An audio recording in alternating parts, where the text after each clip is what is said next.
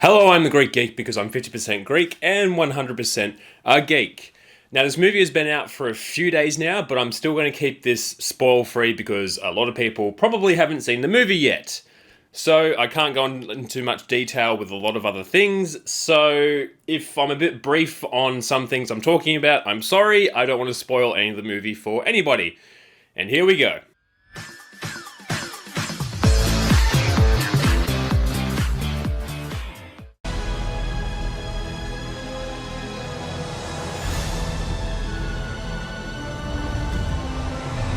I'm not going to completely outline the plot in detail because, again, I'm probably going to spoil the movie in doing that. But our main cast of characters, boy, do they get around. They go around to so many different planets. I say different planets, but really it's the same planets all over again, and I'll get into that a bit later. But there are so many plot points and subplot points in this movie, and it's just all very, very clustered, and it's just moving on from one thing to the next, and the movie just keeps going and going and going. It doesn't really take a minute to breathe and for you to wrap your head around about what's going on. And it's a bit frustrating. No one's ever really gone. So we all know that all of our main cast, we know them well enough by now. There's a lot of side characters introduced as well, but with character development, there really isn't that much. Well, except for Rey and Kylo, but that's to be expected because they're the main two characters in this trilogy. But we learn more about some other characters, like Poe Dameron's backstory is shoved into this movie. The third movie in the trilogy, and his backstory is shoved into this one. It was quite unnecessary. Like, I don't think we needed to know what he was doing before he became a pilot for the Resistance, but it's shoved in here anyway and doesn't really affect the movie at all. Finn is just kind of there to be there. Finn is just kind of there. He doesn't really impact the movie very much, and he really didn't need to be there. Princess Leia's in the movie too. Carrie Fisher passed away quite a few years ago, so all of this footage has been, I believe, recorded from The Last Jedi. And I thought she was going to have, from what I heard, I thought she was going to have more of a role, but she's hardly in the movie, doesn't really say that much, so there's that. Rey is still absolutely amazing at everything that she tries to do, but to be fair, in this movie it takes place 1 year after The Last Jedi, and she has had 1 year's training under Leia, so there's that. She's actually been training. We actually see her training more in this movie, so that helps, I think. And out of the entire trilogy, Kylo has been my favorite character in the entirety of this trilogy, and he has had a lot of development over the course of the trilogy, and it all climaxes at the end of this movie. But I feel it was wasted. Again, I can't go into too much detail, but I think that his potential for character development was ultimately wasted in the end of the movie. Heaps of side characters are shoved in as well. Dominic Monaghan's in this movie for some reason. I don't know his character or anything. He just shows up from time to time at the Resistance base, and he's just there. And there's so many other side characters too. Most of them just boring and didn't really need to be there. And there's also a new droid whose name I cannot be bothered to try and remember, and it has the most uninspired, boring design I have ever seen in a droid. The title feels like it's the right title for this movie, and I know that it's provocative and asks a bunch of questions, but I think when you see the movie, you'll see how it's intended, what it means. But in the flow of titles, this movie had a very weird responsibility. It had to be the end of not just 3 movies, but 9 movies. So J.J. Abrams is back to direct. I believe he wrote and he helped produce. He had a big role in developing and making this movie, and I think he is trying to do damage control after what happened with The Last Jedi. Like, there is so many callbacks to other trilogies and other parts of the movie. There's lots of callbacks and a lot of fan service, and not all of it is great. Like, just even having Palpatine back, I won't say in what form Palpatine is back, but if you saw the trailers, yes, you know Palpatine is back, so I don't think that's too much of a spoiler, but it is just damage control at this point and just trying to appease the fans, and as a lot of you know, there is no appeasing Star Wars fans. Many of the plot points that were brought up in previous movies are rushed just so that we have an answer. For example, when Admiral Holdo jumped to light speed to destroy the First Order fleet, they just mentioned, oh, that shot was just 1 in a million, and that's why they're never going to try and do that again, because it was so effective. And I think that's just a super, super lazy explanation. But I think if JJ just did The Last Jedi, this whole trilogy would have been not a lot better, but the storytelling and the plots and the backstories and everything would have been way more consistent. We would have had a much more consistent story.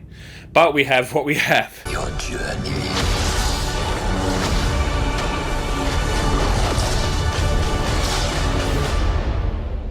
Yes, it's in.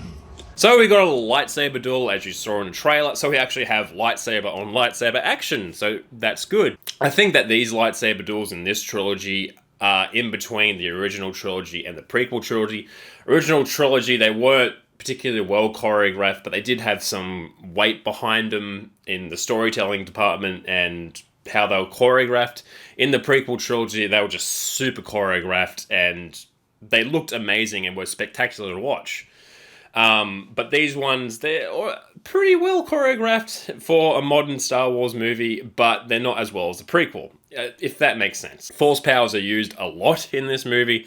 There is a lot of force pushing, pulling, force lightning, and doing all kinds of things. Like Rey is shown to be able to pull a transport ship and stop it from taking off. And that's the first time we ever seen that. So that was I actually quite enjoyed that. Firefights between the heroes and the stormtroopers, particularly when they're fighting on a Star Destroyer, like it's just so dumb in how they're just running down hallways and just shooting every single stormtrooper in one shot, and the stormtroopers can't do anything against them.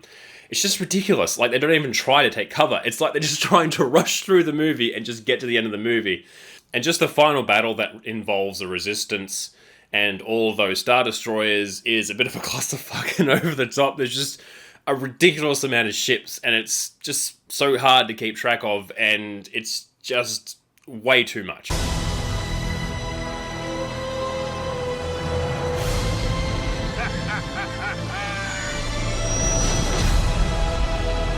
Like, one saving grace is John Williams' score. Like, he has always done fantastically well scoring movies, and this one is no exception. It's great. It has that Star Wars feel. Now, I learned that this is the last Star Wars movie that he's doing the score for, so I think that is a really big loss. Like, I know Disney is planning on doing future Star Wars movies, and if they don't have John Williams' score, that's just a part of Star Wars that you don't have.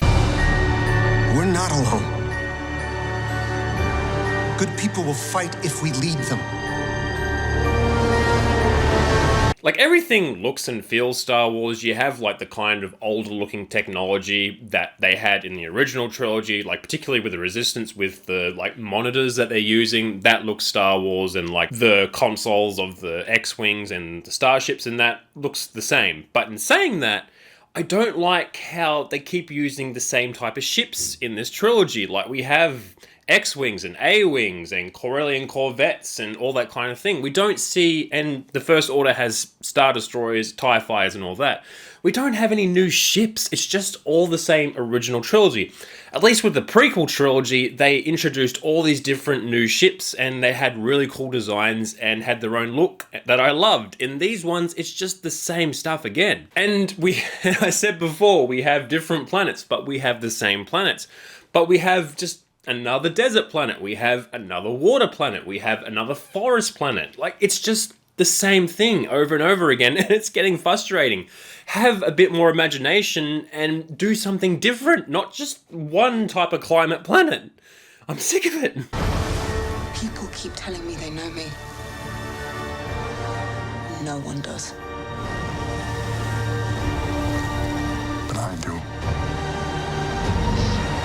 And this movie does just feel rushed. The pacing, they are just rushing from one thing to the other, one plot point to the next, then one planet to the next, just keep going and going and going. It's pretty hard to keep track of. Well, not that hard, but I can understand if it's hard to keep track of. And the movie just feels rushed. And the movie is a long movie. It goes for over 2 hours, I believe. Somewhere in between 2 hours and 2.5 hours. And it starts to drag, especially towards the end, if you can make it towards the end. I think this is the weakest one of the sequel trilogy. It retreads a lot of things of the original trilogy, and it doesn't really have some awesome new ideas, and there is just so much dumb stuff in this movie. When I walked out of the theater, I liked it. I didn't think it was fantastic, but I thought it was good, and then just letting it all sink in and just thinking about all these different plot points and all these things introduced, and I'm just like, this movie is garbage. It probably needs a second viewing, I think. And after talking to other people who've watched it too, we've just been pointing out all these different issues with the movie. So, in conclusion, I think this Star Wars movie is the Game of Thrones Season 8 of Star Wars. So, those are my non-spoiler thoughts on Star Wars, The Rise of Skywalker. Oh, just even the name, I can't wait to talk about in my spoiler discussion. So, if you're new to my channel, I talk about science fiction, fantasy, superhero movies a lot on this channel. If that sounds like your thing, please consider subscribing. I would very much appreciate that. If not, please enjoy the rest of your day. Thank you for stopping by. And as always, thank you for listening to me ramble on about a movie for a few minutes. I really do appreciate it. Thank you again, and I'll catch you next time.